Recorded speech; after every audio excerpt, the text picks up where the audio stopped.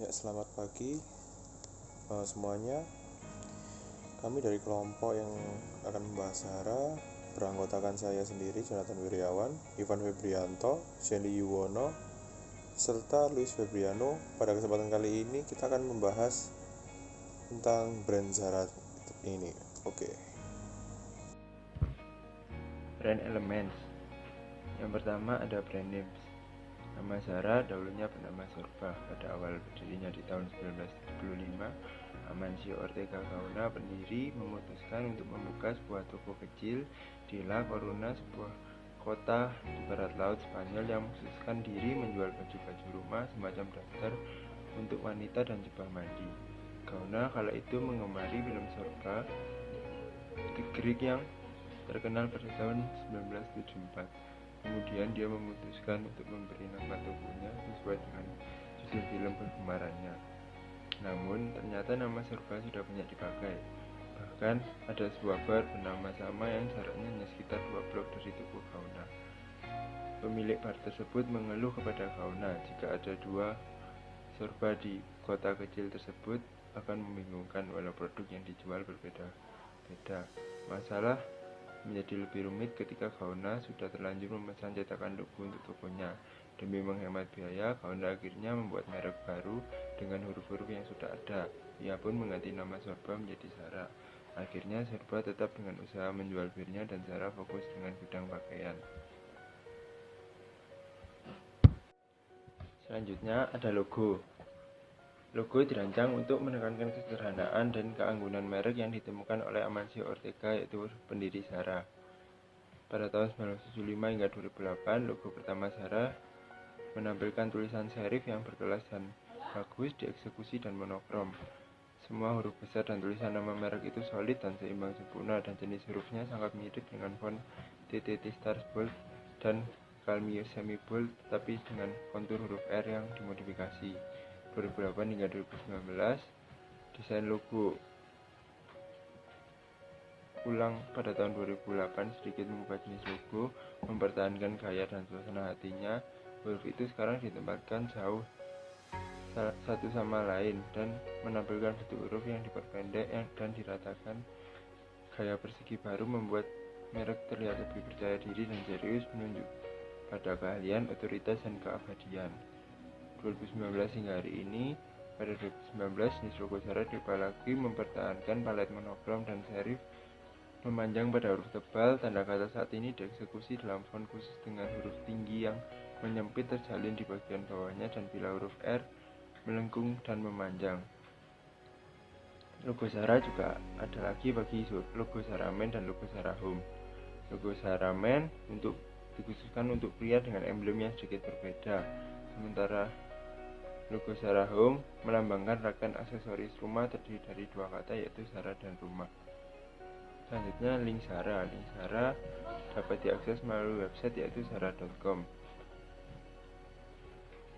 Ada packaging. Packaging menggunakan tas kertas yang elegan dan cocok untuk dibawa. Karakteristik Zara memiliki karakteristik brand menengah ke atas dengan model keren kekinian yang cocok digunakan untuk kegiatan sehari-hari maupun kegiatan formal.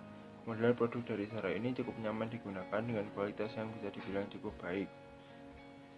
Simbol Zara hanyalah gabungan dari 4 huruf Latin yang dikenal di seluruh dunia. Pendiri merek dengan tegas menolak gagasan untuk membuat simbol atau logo yang sangat bermakna. Keempat huruf tersebut akan menyandingkan kebijakan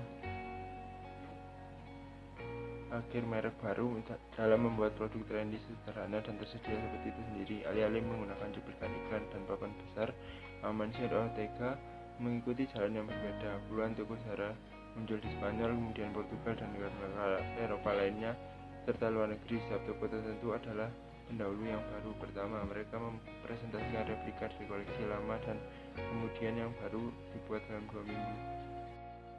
Spesialisasi Zara adalah salah satu merek retail fashion yang paling sukses di dunia. Dengan diperkenalkannya konsep retail fast fashion sejak didirikan pada tahun 1975 di Spanyol, Zara bercita-cita untuk menyebarkan fashion di antara spektrum konsumen yang luas yang tersebar di berbagai budaya dan kelompok usia. Ini adalah pengecer pakaian yang tersebar di dunia. Zara selalu mengutamakan pelanggannya yang menjadikan mereka pembangkit tenaga listrik global. Mereka telah mendefinisikan perusahaan dan budaya merek sejak awal. Pricing. Zara berfokus untuk memberikan pelanggan fashion kelas atas bersama dengan bahan berkualitas dengan harga yang terjangkau. Menyediakan mode cepat kepada pelanggan dengan harga serendah itu adalah yang pertama oleh perusahaan manapun. Customer focus. Ideologi kreasi bersama pelanggan, yaitu desainer utama Zara adalah pelanggan. Fokus dan intinya Zara pada pelanggan adalah inti dari kesuksesan merek. Ada banyak cerita menarik seputar bagaimana Zara bersama-sama menciptakan produknya dengan memanfaatkan masukan pelanggannya.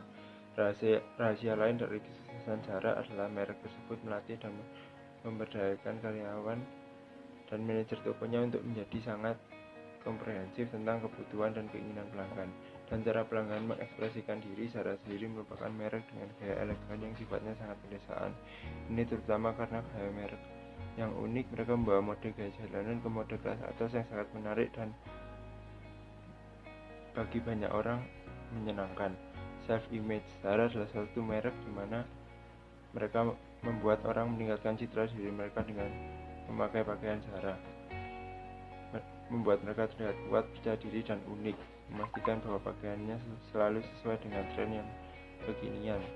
Iklan atau advertisement. Zara sangat merahasiakan iklan mereka karena basis pelanggan mereka setia yang besar dan mendapatkan pelanggan baru tanpa harus berikan sebanyak itu.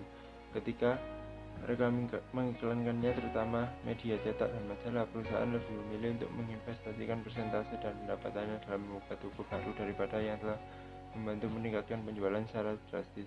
Maka dari itu, promosi dari Zara terhitung cuma sedikit. Yang bisa dilihat hanya promosi di toko, mulai dari promosi harga dan barang baru, maupun promosi media sosial seperti Instagram, dan adanya Zara.com yang bisa diakses untuk melakukan pembelian tanpa menuju langsung ke store. Diferensiasi. Zara hanya mengizinkan desainnya tetap berada di lantai toko selama 3 hingga 4 minggu karena kapabilitas riset pelanggan Zara yang sangat cepat. Penawaran produknya di seluruh dunia di berbagai toko adalah unik untuk kebutuhan dan keinginan pelanggan dalam hal perbedaan fisik, iklim, atau budaya negara tersebut. Terakhir, sustainability atau keberlanjutan. Sustainability atau keberlanjutan telah menjadi topik hangat dalam bisnis fashion selama dekade terakhir dan sekarang dengan cepat menjadi faktor yang harus dimiliki oleh rumah mode yang ingin beresonansi dan memenangkan loyalitas pelanggan globalnya. Bagi Zara, ini berarti memiliki komitmen terhadap manusia dan lingkungan. Selain itu, Inditex, perusahaan pemilik Zara, mengambil tindakan luas untuk melindungi keanekaragaman hayati, mengurangi konsumsi air, energi, dan sumber daya lainnya, menghindari limbah, dan mengurangi perubahan iklim. Zara sekarang sebenarnya fokus pada bagaimana membuat fashion cepat berkelanjutan sepenuhnya. Sekian akan dilanjutkan oleh teman saya. Personalisasi marketing dibagi menjadi 3, yaitu experiential marketing, relationship marketing, dan juga mass customization. Oke. Yang pertama, experiential marketing. Nah, di Zara ini dia mempunyai fashion show mall yang berada di Las Vegas, dan dia itu mengadakan pameran setiap tahunnya. Nah, setelah itu dia juga ikut di expo. Kita biasanya bisa melihat di pameran yang ada di dalam mall seperti itu. Nah, selain itu Zara juga mempunyai fashion channel yang maksudnya milik Zara sendiri di YouTube. Selain itu, untuk pembaruan web dan aplikasi, Zara terus akan terus memperbaruinya. Terakhir update aplikasi dan web itu bulan lalu. Seperti itu. Selanjutnya, relationship marketing. Nah, bagaimana cara Zara ini relationship marketingnya? Nah, itu dengan mendengarkan feedback yang diterima oleh Zara, lalu memprosesnya dengan sigap. Jadi customer Zara itu seperti kayak diperhatikan banget gitu. Selanjutnya, mass customization. Nah, beberapa item dari Zara dapat dibordir dengan teks custom. Custom ini juga dapat berupa teks atau seperti huruf atau warna dari benangnya itu yang nanti dibordir, dan juga bisa request area yang ingin di custom, misalnya di dada kanan, dada kiri, atau mau besar atau mau yang di belakang kayak gitu. Oke, setelah membahas personalisasi marketing dan experience dari Zara, kita akan masuk ke AMC dari Zara sendiri. Zara ini, kalau kita tahu, kita tidak pernah melihatnya di TV kan? Ya benar, karena Zara ini tidak memiliki iklan konvensional. Nah, caranya Zara memikat konsumen adalah menggunakan teknik pemasarannya. Yang pertama adalah dengan cara just in time. Just in time dilakukan Zara ini dengan cara melihat suatu hal yang tren di pasar dan langsung memproduksi produk tersebut. Nah, yang membedakan Zara dengan brand lainnya adalah Zara ini memiliki kecepatan dalam membuat suatu produk, yaitu kalau brand lain harus menghabiskan waktu kurang lebih 3-6 bulan. Nah, Zara ini hanya membutuhkan 15-24 hari dari pengolahan desain hingga produksi, hingga pengiriman ke store-store-nya. Jadi dalam waktu kurang lebih dari 15-24 hari itu sudah tersedia di store-store terdekatnya yang ada di Zara. Nah, yang kedua dengan cara menggunakan store investment. Nah, store investment ini apa? Maksudnya Zara ini tidak akan tanggung-tanggung dalam menyewa suatu tempat yang kalau mereka sudah bilang, oh ini tempat ini sudah sangat strategis, banyak orang berlalu lintas di sana sini. Seperti contohnya di tokonya itu ada di Fifth Avenue in New York, itu letaknya sangat strategis, mudah dilihat konsumen, terletak di pinggir jalan gitu, jadinya orang lewat jadi kelihatan. Nah, yang ketiga itu dengan cara window dressing. Nah, di setiap store Zara itu pasti ada kaca displaynya untuk memamerkan produk-produk apa saja yang Zara sedang jual. Nah, seperti itu. Karena letaknya tadi yang sudah sangat strategis, banyak orang berlalu lintas di sana, sehingga memudahkan secara tidak langsung itu merupakan pemasaran yang sangat bagus. Karena orang kalau lewat jalan pasti tidak mau tidak mau dia pasti melihat, oh ini ada produknya Zara. Seperti itu. Jadi dapat bisa menggugah minat pembeli. Oh, ini produknya bagus, karena kita tahu sendiri Zara itu memiliki kualitas yang bagus. Semua produknya diproduksi dengan Orapal Ali, semuanya di standar-standarnya dipantau. Oke, akan dilanjutkan oleh saudara Siandi. Selanjutnya saya akan menjelaskan mengenai how they do. Zara menawarkan barang mewah dan dengan model yang sama namun dengan harga yang lebih terjangkau.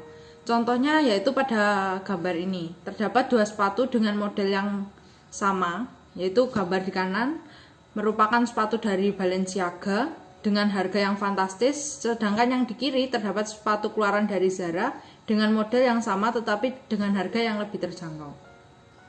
Selanjutnya ada promosi Zara.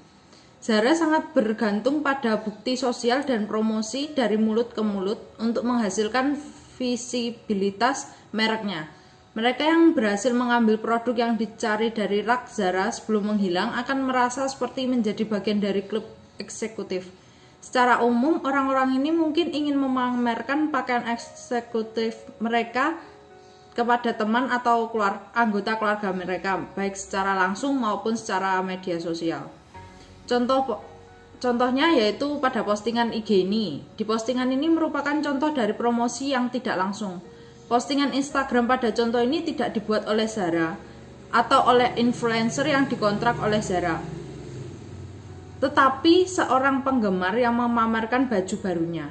Orang ini dan banyak orang lain seperti dia mengambil alih dirinya sendiri untuk membuat postingan tersebut dan juga memberikan tag Zara di dalamnya. Pada gilirannya, siapapun yang mengikuti wanita ini di Instagram akan terpapar Zara sebagai merek fashion tanpa perusahaan harus melakukan apapun selain menciptakan produk yang menarik dan berkualitas tinggi. Sekarang selain menghasilkan publisitas gratis ini tanpa angkat jari, perusahaan melakukan hanya dengan menyajikan konten atau kampanye atau memperjuangkan suatu tujuan dan membiarkan pelanggan mengambil alih. Contohnya pada tahun 2016, Zara membuat tagar #JoinLife yang bertepatan dengan koleksi berkelanjutan Join Life. lini pakaian yang terbuat dari bahan ramah lingkungan, serta sementara merek itu sendiri menggunakan tagar di pos media sosialnya sendiri. Ini memungkinkan pengikutnya untuk mengambil kendali dan membagikan konten yang memberi tagar mereka sendiri. Sekian dari kelompok kami, terima kasih.